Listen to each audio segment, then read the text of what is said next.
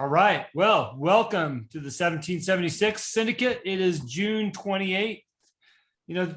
Tonight we slated to give ourselves the opportunity to recap elections a little bit. So that's going to be the theme for tonight. Rod and I are going to walk through recommendations and maybe looking forward on the calendar going into the generals.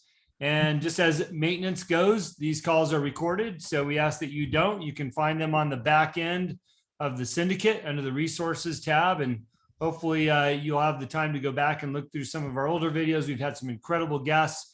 We're looking at some other wonderful guests coming up. I reached out to Secretary Jacobson, who's doing a phenomenal job for the state, hoping that I can get her on, and several others. So anyways, welcome. We're glad you're here. And just to dive right into the topic, it's interesting as we've gone through this last cycle. And what I mean by cycles, I mean from the beginning of the year going into the primary elections and the flurry of activity that's happened, not only in this group, but outside of this group amongst our constituents here in Flathead County that Rod and I are very active with, but beyond our borders into Utah and California and some of these other races that we touched at a distance. Jason Preston lost his primary down in Utah, is run for Congress down there, simply due to what I'm going to call the establishment and the rhinos literally pushing him out. And towards the tail end, he got some great endorsements from Roger Stone. If you're not familiar with him, look him up, but he's very active in the political world. I don't know if he's good or bad for a candidate, especially in Utah, but it's just interesting to see what happens in these cycles, and not only the battles that we have against our own, against the Democratic Party and the left and the liberals and the socialism, but there's also a fair amount of infighting within our own party, and people have their own agendas. So there's a tons of things that we can talk about and things that we need to be prepared for. And Rod, let's open our dialogue here in a second. The only thing I want to say before we get going is, if you think that the left is going to give the generals to us, you got another thing coming, because I know we've been talking about this last 12 months about there's going to be this massive red wave. They know that as well. And they are preparing and fighting and strategizing how to go against us. And James, I know you're on the line already.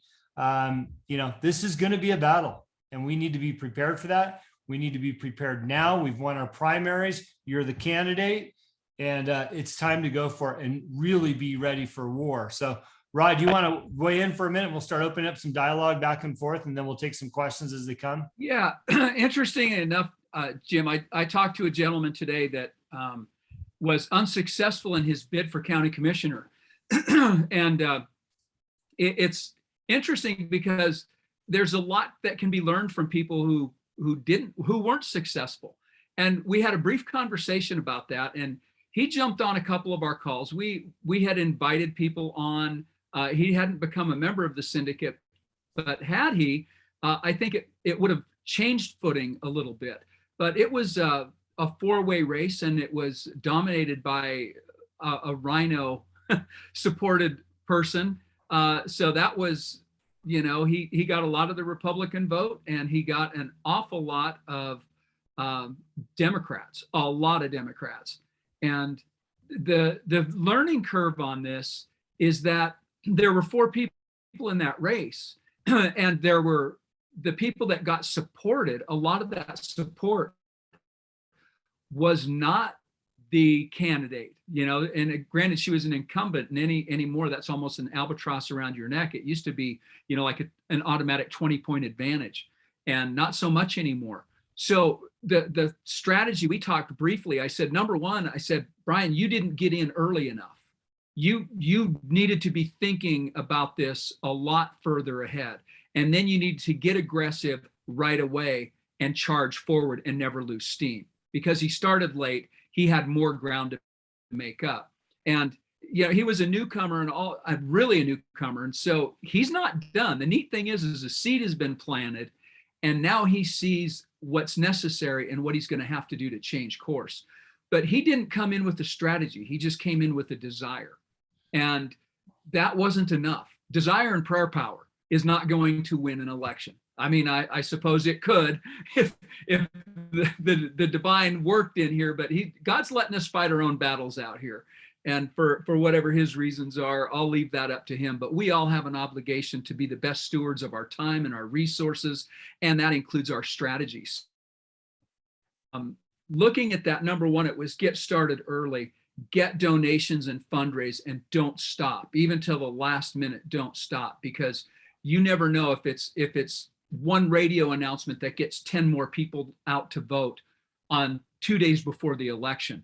That might be enough. This last local election here was decided by 47 votes, and they came in after the special vote count, right? And she did maintain that. I don't know if you heard, Jim, but Pam did keep her seat as county commissioner. But again, I'm looking backward at just that one campaign, and there's so much to be learned from that everyone needs to apply going forward into the general. And Jim, you are absolutely right. And we had this discussion last fall that this general election was not going to be a pushover. You know, we saw the Democrats hedging their bets and hanging on to their money in the primaries, and you know they're going to bring it all on come the general, whether Rod, that's Democrats or whether that's rhinos. Rod, before you get too far away from this candidate, and I think Brian's a great person for the role that he was seeking. I think he needs a little bit more seasoning, and people will sign off on a candidate like that. But what I want to address before you get too far is this one and done, mentality. There's a number of people that ran for an office or wanted to run. We had some members in here that districts changed and then they couldn't run for that particular office, so they just got frustrated and walked away.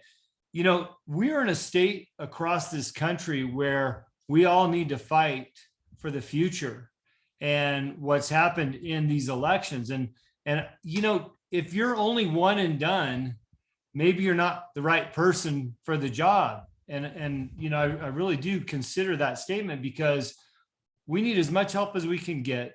And just because you don't win one election doesn't mean you give up. It means maybe you apply what you've learned, as like in this particular candidate, and you rally around the person that did win and help them get that seat. And maybe once they've got that seat, you work with them and learn about that, or you look at other opportunities that are out there. But it's kind of a all hands on deck. If you're willing to fight for our country and you're willing to step up to the plate, maybe it's just another plate that you've got to step up to because you have a willingness. And so many people are unwilling. I talked to my brother and some of his buddies, and they're all close to retirement age, and they're either do nothing type people or they're check writers. I said, look, guys, I appreciate your dialogue, and I even appreciate some of the checks, but we're past that now. We need more than checks from people. We need people to get involved and run for an election or really get involved in a campaign. And, I'm just thinking about some people on this call right now. They've got 0 team members, right? Wouldn't it be great if somebody that didn't win the primary circled back and went to the person that did and said, hey, I'm happy to be your team member now. We have the same beliefs. We're aligned. Let me be there for you, So I want to try to get people out of this one and done, and realize, by the way, 99% of the people that run for an office the first time lose. It's the ones that run again and again actually win. John Fuller, who's not here tonight, I know he's still on vacation. He lost 3 elections before he finally won one. And he's one of our top elected officials in the state, right? So what does that tell you? So don't be a one and done, be a one. And if you don't get it, help somebody else or run for something else. Thanks, Jim. And, it's interesting because I have on the top of I made some quick notes tonight, just some quick notes. The very top thing I have on there is dabbling or go all in. And that's exactly right. If you really believe that the future of our country is at stake and you have something to offer, you have to go all in. You have to make that decision. Are you all in, or are you just dabbling? Is this just a test run? And I think we've seen that in other candidates. And I'm so glad that you mentioned that statistic that so many fail their first election cycle. I mean, that's important to note, because you can't be a quitter in this. It's just not going to work. So that being said, there are so many opportunities out there. And this gets into my strategy for the general election is this. So you've won a primary, all right? And James, you're sitting here now. And so this is my takeaway. Where do you go from here? How do you start getting that momentum? Part of your strategy, in my opinion, needs to be get outside of your own circle. And Jim, you and I have talked about this in business. It's so important to get outside of your own circle. And I started thinking about opportunities just before this call. How do you get outside of your circle to influencers to actually matter and vote? Because, the primary is one thing, but we have historically low voter turnout for primaries.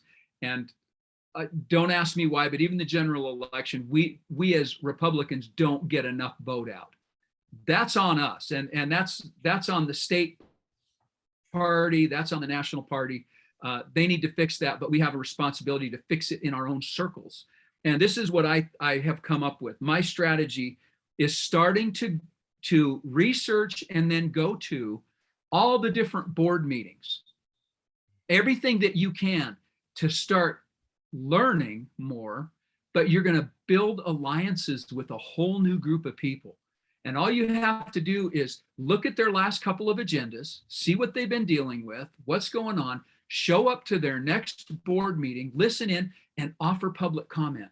But just make sure it's not frivolous or controversial, but just something solid that says, hey, I appreciate what you're doing. You made a good decision on this. It's amazing how many people have come before me during my public service, during public comment in different areas. And you remember those people.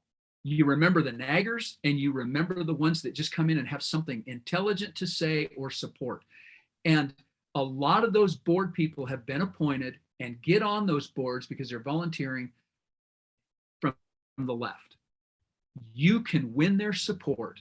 You can win them over with your intelligence, with your messaging, just with your own charisma might garner you the votes you need in that circle of people. And the people on those boards are influencers. This is the important thing. They're not the people who sit at home and watch TV. They have gotten involved. Maybe they want to, and a lot of people use board appointments to launch their next step in their political careers. So they're not the one and dones. These are people who are entrenched in the community or they're working their way up the ladder. So garnering that support, getting into a different silo, as we've called it, getting outside your circle, getting outside your own comfort zone, and building other alliances. That's how I think we could start garnering that support and getting the vote out, because those people are involved. Any thoughts on that, Jim? Yeah, it's funny you say that, because Samantha, my wife, is in this, I don't know, WeChat group or what, messenger group of like 20 women from the school. And they've been talking about food prepping and how to can vegetables and all these things. And in my mind, I just associated all of them with conservative Christian Republican values, right? And the other day I said, hey, have you thought about inviting them to Republican women? She goes, oh no, they're not all Republican women. They're like a mixed batch of people that all care about this different thing. I thought, wow, what a great opportunity, to witness our values, our conservative values to them through some commonality, right? And what we all care about and some of our passions, gardening and canning and prepping and being prepared for high inflation and, all these other things. So you're 100% right that we need to reach beyond, just our little circle of friends. In the industry that I've always been in, which has been the alcohol industry, especially with startup brands. And I'll use California as an example, right? So all the big players in our industry, they wanted to grow their brands in San Francisco and Los Angeles. And I use that as an example because we know they have heavy populations, wonderful restaurants, and a reputation for a higher caliber, a higher class of society, right? New brands could never afford to compete in those cities against the big players. When I say big players, they're companies that are spending millions of dollars in ad budget to promote their brands in those big cities because of those populations. So my strategy has always been to promote beyond those big cities, the startup brands. So again, utilizing California as an example, if you've got San Francisco on the coast and you've got Sacramento an hour and a half inland, I would always go and promote to Sacramento because I could afford to play there, right? And Sacramento was overlooked. So let's apply that strategy to your campaign.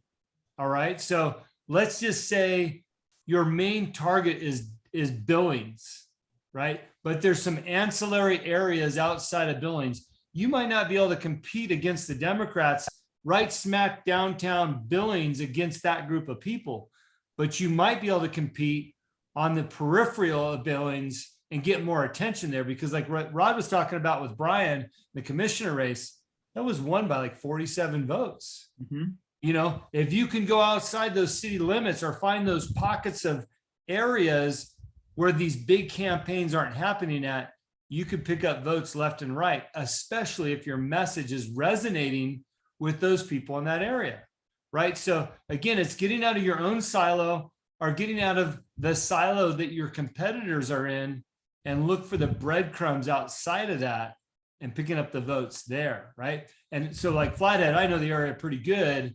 And when I look at John Fuller, for example, sorry for those that don't live here, but you know, John's got Halfa Kalispell, and then he's got a whole bunch of new emerging neighborhoods outside of town, 1 or 2 miles outside of town, which used to be a little bit rural, you know, a lot of farmland that now has been subdivided and completely overlooked. And there's 5 or 6 neighborhoods where I know that there's a high density amount of population that's growing there, that we're targeting all those people with John's message because nobody else is going out there.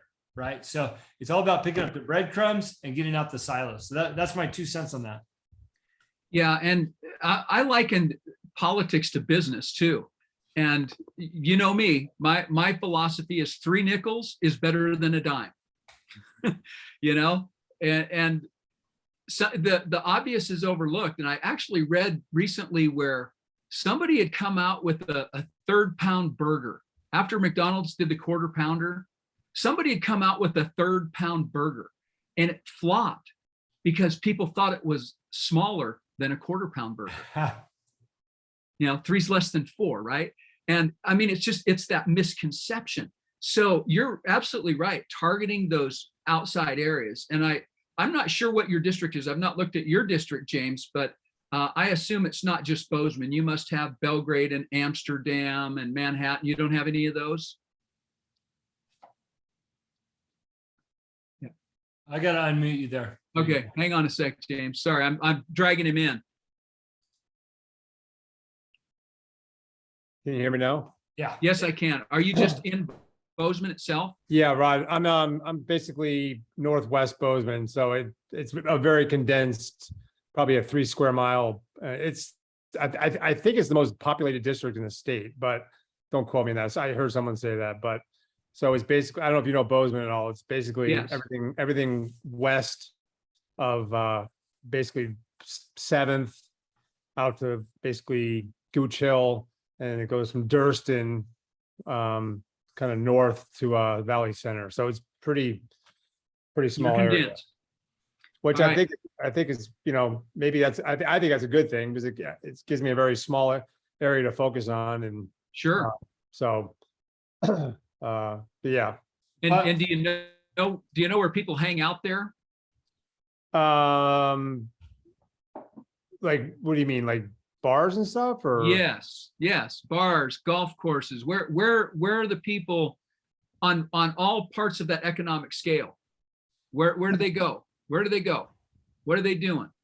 Yeah, I don't know. I can't answer that, Rod. I'm not you know, the demographics, you know, that's something I haven't really looked into yet. I'm giving specific strategy out here now, but again, this is a learning opportunity for anyone listening to this call and in the future. Knowing where the voters, where the constituents are, where they go, because that's low hanging fruit. You don't have to spend money on ads. That's just go hang out, meet the people. You know, everyone at the local establishments know who's the who are, right? And you need to be able to just find those people and make a friend. And the rest will happen. Rod, just to weigh in on that a little bit, one of the strategies that John and I implored early this year, well, actually late last year, during the Christmas holiday, right? We knew that we wanted to hit the ground running come January, February. During the Christmas holiday, when nobody's doing anything from a campaign perspective, for the whole month of December, John and I went out 2 nights a week to the local bars. Now, our town's not that big. So when I say local bars, it's like the VA, and some of these little podunk places. But, and it wasn't, we weren't there to go get drunk, we were there to sit at the bar, be seen, have a conversation with a couple people. I mean, order a Coors Light that's basically water and let it sit there for an hour. But every time we met 2 to 4 voters 2 times a week, by the end of the month, we had another 40 voters, and if you just look at that commissioner race, that would almost brought about a tie, So the key is, and I think this is the point you're trying to make, is look at where you can find people. Go, if you've got remote work to do, go sit in the local coffee shop, pop up your computer, have a couple business cards. Don't be afraid to make a little dialogue and start picking up votes one at a time, right? Or as we know, if somebody meets you in person, they're going to vouch for you. They're going to give you their vote. Now, as we all do, hey, what do you think about this candidate for this position? Because it's becoming more and more popular to really know who the right candidate is. I had over 100 people ask me who to vote for in the primaries, right? So if they've met you in a coffee shop and their girlfriend says, hey, who should I vote for here? Oh, well, I met James Coco in Starbucks last week. He seems like a nice guy. Vote for him, right? It's picking up these little teeny tidbits. Like you said, 3 nickels is more than a dime, and they're all over in front of us, but we're not going to get it from the security and comfort from our home.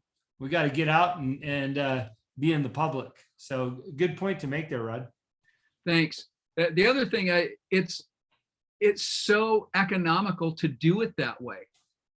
And you learn so much. And that's why I say, even going to the board meetings and stuff, it's going to make you a better candidate. You're going to understand how your government works. You're going to understand how your community works. When you get to the state level, you know how all those pieces fit in. But you're going to be meeting influencers, not just voters, but influencers. And that's leverage. And that's exactly what we need to do, going from the primary into the general. Now we've got our candidates. Now we need to leverage everything we can to go in. You don't want to just win by enough votes to have a recount and have it pull off. You want to win and win big. This isn't a 3-pointer at the buzzer we're looking for. We're looking for, this is a runaway. Shame the other candidates so they bail out before it's even done. That's what I would like to see our candidates do, is just go all in, go after it. Don't ease up, don't let up. And plan for the contingencies. If you get sick for a week, you lose your voice. And let me tell you what, knocking on doors, there were times I came home hoarse. It's like, man, I don't know if I can do this again tomorrow. You spend so much time talking. So what are your backup plans there? And that's why, again, if you can find a group of people to talk to, you can talk to 4 or 5 people at a table instead of 4 or 5 conversations. You've just, you're looking at expanding your message exponentially. Rod, talking about the expansion of a message, a couple tips, and Taylor's right. We have to go all in because the left is all in. Her comment in the chat. A couple of tactics for the summertime. One is leading up to the primaries. Every newspaper, every radio station, everything had candidates. Vote for me, vote for me, vote for me. The day after primary, it went dark. Not a single message out there. So what we've implored in one of our campaigns is a thank you message, right? Thank you for voting for me in the primary and the support. we're looking forward to the generals. And this is, a genuine thank you to people. And what's interesting is those ads right now, they're standalone because nobody else that's running for the generals is advertising or doing anything, and we've got these little local newspapers like the Mountain Trader, it's $15 to run an ad. You want 20, you get color, right? What's wrong with running a thank you ad for the people that voted for you and keep it light and fun, right? So that's one little tip that I can give you right now that you can jump on in the next week or so, because it's not too late. The primaries just happened. It's never too late to thank somebody, by the way. So throw something out there. Now, the other thing that we're doing is that, and maybe in other cities across the state, the GOP has some involvement with their campaign sidekick or some volunteers, is that out here in the Flathead, we've got some GOP members that are still door knocking or doing door hangers, and they want to know, hey, what do you have for door hangers? Well, the door hanger I have in front of me for a candidate, it's got the logo and the political picture, and it's campaign promises and defending Montana values, and you flip it over and the promises are broken out. Well, I don't know about you guys, but this is kind of the last thing I want to see over the summertime. I've kind of put that out of my mind. You just beat me up April and May. I voted for you. I don't want to see that kind of message. But we all know in marketing that it's important to see something 8 to 10 times. And nowadays with social media, you almost have to see something 20 times just to remember it. So how do we get in front of our voters 20 times during a season where they don't want to be bothered with voting or who they're going to pick in the generals? Because they'll start thinking about that mid to late October. Well, what we're going to do with one candidate is we're going to change the photo to him and his horse.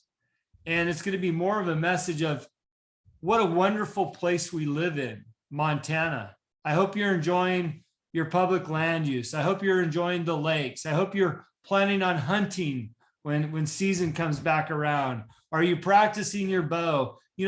Positive messages of reinforcement from a candidate. Yeah, his name's going to be on there and the logo will still be there, small and subtle. But let's take a little break from the campaign promises and just be more like, hey, we're in this together. We're family here. I want to be here for you when I get elected. But I also realize over the summertime, it's more about enjoying, what we have here in Montana and some of the other states. I mean, California's got beaches and Utah's got mountains and all these great things across the country. So look at doing a little bit of a shift during these months, but keeping your name relevant, or like I said, even a thank you ad is worth the time and effort. So, by the way, James, again, because you're on the call, I loved your post today that you're going to protect Montana like a honey badger. That's fun. That's lighthearted. You had a beautiful picture, Montana landscape with tones and everything. And those are the kinds of things I'm talking about to stay relevant outside of the real election season. So, Rod, you got other ideas to stay relevant over the summertime? Well, yeah, the first thing is it's summertime, and I get it. We actually had several people that couldn't be on the call because they are vacationing, and some of them are summering, right? It's just now it's low priority. They're kicking their feet back. But I was thinking about this. This is a great book if anyone has not read it yet. Freedom to Say Yes. There's a chapter in here called The Holiday Advantage, right? Yeah. And the holiday advantage, you want to be successful in business, right? The holiday advantage is when everyone else is kicking back and putting their feet up, you do a little more. And I'm telling you right now, the Democratic candidates for a couple of months, well, they're all riled up right now, so they're not focused. They're riled up about other stuff that they can't do anything about, but they're not focused on the general. They're not. You can be, and that's going to give you the edge. It's summertime.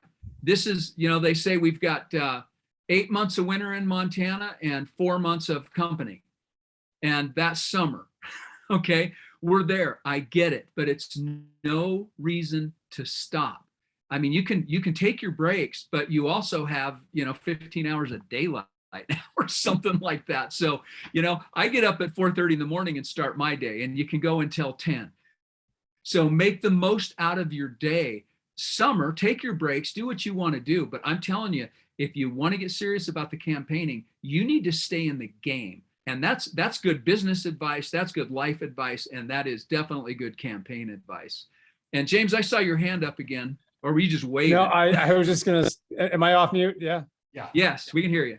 I love that analogy, Rod. And I'm actually reading a book by George Washington. I'm reminded of, when he attacked, Valley Forge, on Christmas Eve, when they were all, not expecting it. That just popped into my mind. I just thought it was apropos. So it is. It's relevant, and it's good. It's good business and military strategy. Absolutely. And this is a military battle that we're in, as far as I'm concerned. This is night and day, good and evil, right and left. There's a lot at stake. And the people you align yourself with need to understand that, because that's the way they need to talk to other people. To, if they're not registered to vote, get them registered to vote. If they are registered to vote, but they haven't voted, encourage them this time around. It's important. I lost, Jim, this, a business partner and a good friend of mine passed away just a couple of weeks ago. And I saw him the Friday before the election, Tuesday. And he was in pretty bad shape, but he didn't fill out his ballot yet, his absentee ballot, because he wanted to talk to me and he wanted to know who the people were on his ballot that he needed to vote for. So on my last meeting with somebody who was literally on his deathbed, we got out the vote. Don't wait that long. Don't wait that long, because you never know. He could have passed before the Tuesday deadline. When I eulogized him, it was comforting to know that it mattered enough to him at that stage to still do what he could to change the course of the country. So, Rod, sobering moment. I did have a thought of another way that we can utilize the holiday of summer when everybody else is out, doing their thing, is that we can also use this time to educate ourselves on important matters and really cut through the clutter. As everybody knows, since the last call, Roe v. Wade has been overturned, and there's a lot of rhetoric in the news right now in the news cycle. But we can use this time to kind of cut through that and look at the other side of some of these agendas that are being discussed, and look at the value that it brings to your campaign, and not just talk about the peripheral, right? Because that's going to get lost in the clutter, but you can really dive deep in what that means to your city, or other components of what you would be involved with in your elected position. So, education is key. They talk about those that know the rules win every time. And you can also use this time to educate yourself. Grab that good book, grab Robert's. It's interesting, Robert's Rules of Order, right? My wife is talking to several elected officials, and they all said, "Oh, I've got to get Robert's Rules of Order. I've never read it." It's like, do you have any business even running for an office if you don't understand how to conduct the business once you get there? So summertime's another great time to educate yourself and get ahead of the curve and learn the things that maybe you're missing. It's another great opportunity to grab a cup of coffee or offer lunch to some of our elected officials, just to get to know a little bit more about the job that you're applying for through your candidacy.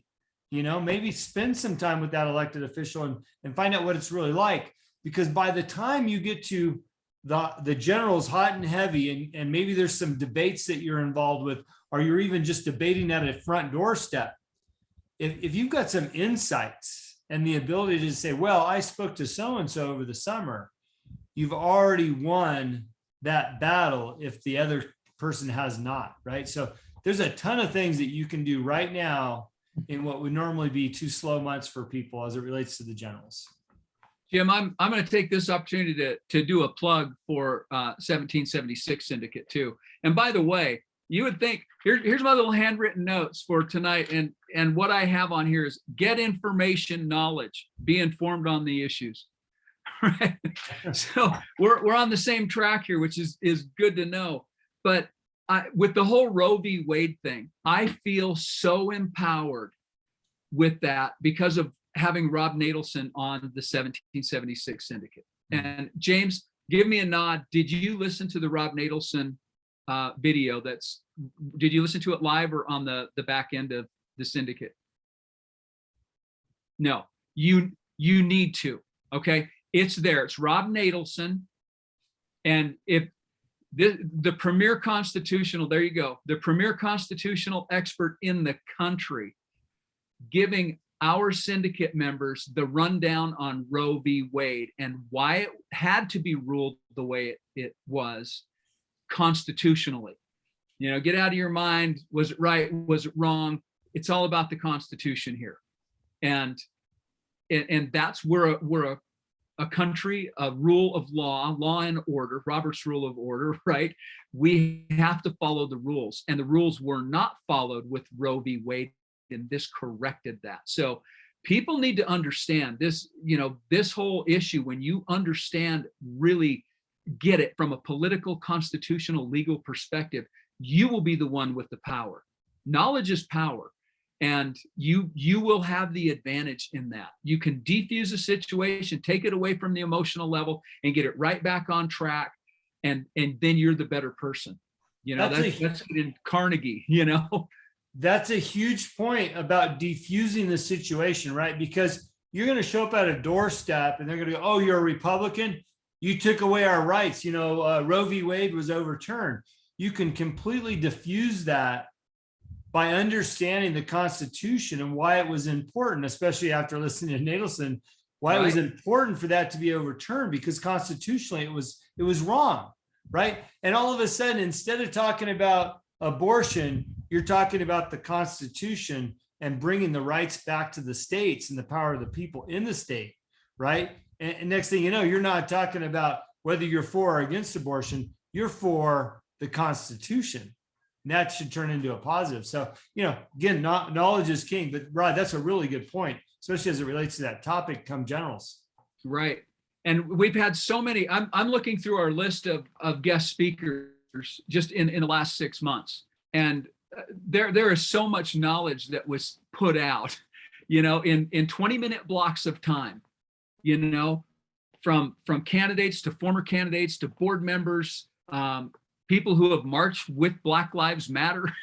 Yeah. We have interviewed some candidates that will increase anyone's knowledge base to get them prepped. If you want a crash course on everything political and the social aspects of it, our guests have delivered. And that's not us. That's our guests who brought that knowledge to us. And it's incredible. So we could make recommendations on others on there. I could probably prioritize my list of who my favorite guests were as far as getting you on track for, being a public servant. But we've also had, with you and I on there, we've had 6 authors, with including Natelson, with not just one, but several books. We have credibility that the knowledge base we're putting out there isn't just stuff we're fabricating in our own minds and we don't have that agenda. Our agenda is to empower people to get elected and do the right thing. Rod, if we can, I'd like to shift gears to post-primary and what people should be doing. And then secondarily, as we wrap in however long from now, just talk about opportunities as we look to the future. And in my mind, I'm thinking school board candidates and raising campaign funds for school board candidates. But as it relates to post-primary, which we're all in right now, the advice that I want to give people is to, first of all, look at your primary messaging, what resonated, what didn't resonate, what your opponents were saying that might have worked better, and look at the opportunity to make small adjustments. I'll just give you an example. 8 months ago, and to be fair, I've lived in Montana just over 3 years now. 8 months ago, defending Montana's values seemed like a pretty damn good tagline. And we've seen that in a number of different ways are being stated. And I even complimented James on his willingness to protect it like a honey badger. But I think we need to go a little deeper than that and use a little different language than what everybody else is using, or maybe a little bit more descriptive of what that actually means. because what I'm worried about is voter fatigue on some of the messages, right? If our rhinos are saying defending Montana values and they're a Republican, what does that do for our voters? Not a lot, because we've just evened the playing field with the rhinos. So really take a hard look at your post-primary messaging and how you're going to finish out the next few months going into the generals. Second thing, and I'm referring to the campaign guide that's on our website. You can get it for free. I'd really encourage everybody to treat that like a business plan. Fill it out, go through it, understand what your objectives are month by month, and your financial goals, your financial needs, and your budget once you've got it by month. So secondarily, after you reconfigure your post-primary messaging, is start breaking down the months, what you're going to do per month leading up to the generals, who your team members are, and what budgets you have. And then you can start spreading those budgets out. And within the budget, you should be forecasting potentially the fundraisers that you would have the next couple of months, or money that you might raise organically that would come in just because of what you're doing. And then that'll give you a good idea of your resources that you'll have come late October going into November, right? And you only got a few short days in November to get the job done. So again, taking a look at your calendar, your activities, and if your calendar is white, that means you haven't filled out enough activities to go win this election. So start analyzing how you're spending your time and how you're going after your campaign. Look to build your team members. And by the way, if you take the time to list out the team members that you know that you have, you'll also have the ability to figure out the team members that you need. And once you can do that, you might be able to tap people for small tasks that will make a difference in your overall strategy. We all know somebody that says, yeah, I'll help. But we know what that really means. You know, maybe they got a couple hours in the month or in 3 months, whatever that might be.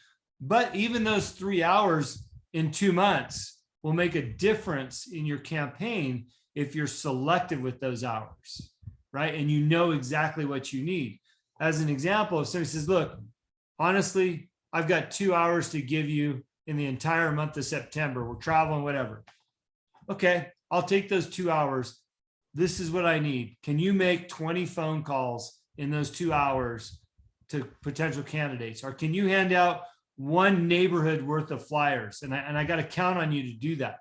If you're very specific with people, especially ones that don't have a lot of time, and they feel like you value that time, they'll give it to you and they'll do the best job they possibly can, because you've shown that mutual respect and that value for value there. But the only way you're going to know that is if you look at your strategy and you map out the next several months of your needs, your resources, and what's going to get the job done. So it's kind of my 2 cents on post-primary and what you should be doing leading up to the generals. And of course, once you get to the generals, I hope you're sliding into home, you know, beat up and battered, because you're going for the win. Jim, thanks. I think that's awesome. And I want to take just a couple of minutes here and encourage any of the people who are going to be watching this in the future that lost their primary. It's not over. You know, you need to be right now, you know, recalibrating, doing your after actions report. Why did you lose? What can you do better? What were your shortcomings? How are you going to go about your next campaign? And are you going to run for a different office? You know, maybe this wasn't the best thing suited for you. There's always a silver lining. Maybe you need to switch directions and go a different way. But you can't be out of it. You know, we started this off by saying, you know, don't be a quitter. You know, a one and done is not what we need here. We need all hands on deck. So where are you going to go next? Or who are you going to help? You know, use that energy you spent on your own campaign and shift it into helping somebody else win theirs in the general, and then be thinking about your next opportunity to run for office. We can't lose. We had some great candidates that lost school board elections, that lost different primaries all across the state, and in different states, I might add. These candidates have so much to offer. There's so much value there. You can't quit. You need to refocus, revitalize, and ask for help. And for the candidates that won your primaries, get your donation envelopes out there. Keep bringing in the money. We had several people who lost because we know that with school board elections, we were outspent by unions and public school official by what, $100,000, just short of $100,000. They kept raising money. You can't lose sight of that. Keep asking, and you're not going to get it if you don't ask for it. This isn't begging. This is how our country works. People need to put their money where their mouth is, or give you their time, right? Time, treasure, or talent. Take either one and put it to use, but you have to ask. And that's one of the hardest things I know from campaigning is the ask. Nobody wants to go out with their hand out, but you have to. Rod, speaking of asking, right?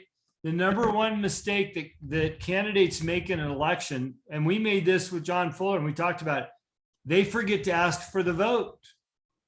Don't forget to ask for the vote. Your website, review your websites and see if it says, please vote for me, or any version of that, right? I'm asking you for your vote. Don't forget to ask. You can put that on your mailers, your door hangers, et cetera. But the number one mistake made, this is a national survey I saw, is that you forget to ask for the vote, right? It's important. So with that, Rod, let's just transition real quick into kind of the future. You touched on it a little bit there about school boards, is, looking at where we are as a nation and the needs of people getting involved. And what I'm seeing is a number of people in my own circle of friends are frustrated, obviously, and now they're at that point where they're willing to do something. And I think that it's time now that we really focus on educating ourselves as to what's available for you to get involved. We typically look at these big seats, whether that's Congress, Senate, legislator, local Senate, maybe city council, but then you start trickling into these other really important things like school board, water district, PSC, library board, health board. And there's a long laundry list of board positions, and you alluded to this earlier, Rod, that are just filled with left-leaning or Democrats or socialists that we can make a difference for. So now's the time to start looking at what's out there, what might resonate with you, and what might be a great fit. I think we are so blessed here in the Flathead, Rod, to use you as an example. Unfortunately, you didn't get your second term in city council, although you had a break in between, but you're on a health board. I couldn't think of a better person and a bigger blessing to Flathead County than to have you on that health board at the right time and place. And, when I look at candidates running for different positions, I always look at them and say, wow, they might be good for that, but they would be so much better for this. And I think now's the time to start strategizing. If you lost an election, or if you're unsure, or maybe people that want to get involved, help strategize with them on where to go and what to do with that talent.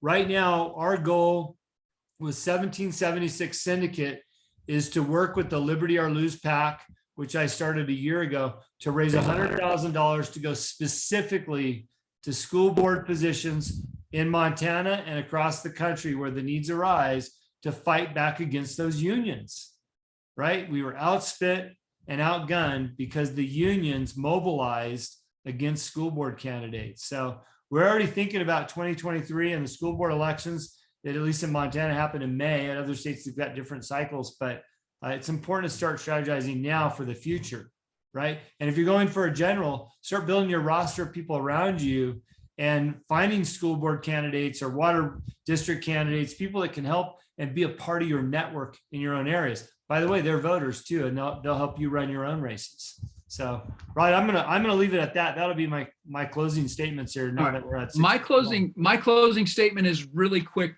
For those of you who are running the general, I don't want you to be thinking November. November's too late. With absentee ballots, I know here in Flathead County, 70% of our voters voted absentee ballot, and that's the trend. I think nationwide. but that's 2 weeks before the election. They get mailed out 2 weeks before the general election in November. So you need to be thinking mid-October. You have to have your stuff wrapped up. Don't quit mid-October, but you better plan on hitting the gas to October. That should be your deadline. You should have everything you want it done by then. And after that, then you go back out and start, knocking on the doors the second time or the third or the fourth time, whichever it is, or developing new strategies and branching out. You don't quit. But I want you to move that timeline to mid-October. Put the pressure on yourself to get it done ahead of time, because it's going to matter to at least 70% of the people. So that's all I've got. Thanks, Jim. Yeah. Well, look, I want to thank everybody for being on the call. I know we've got a lot of people that are out, and you'll be listening to this later on. It's important to use the resources that you have. There's a number of great resources on the back end of 1776. There's budget guidelines. There's strategy for your campaigns. A lot of materials there.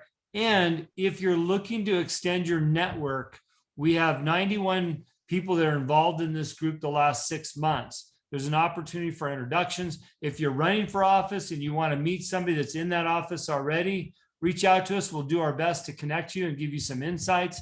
I know some of those people are willing to do some consulting. So look at all your resources and go for the win. The time is now. The country needs you. This isn't, just a fairy tale or a conspiracy. The facts are starting to come out, and we're in bad shape. We are imploding. So do what you can and give it the best shot you've got. So thank you so much. We'll see everybody next week. Actually, no. You're right. We're taking, that's the 5th of July. So we're doing a bye. We're taking a bye week next week. It's the 5th of July. So it will be July 12th. Right on. All right. Okay. Thanks, Thank you. everybody. Have a great night. Bye-bye. Thanks.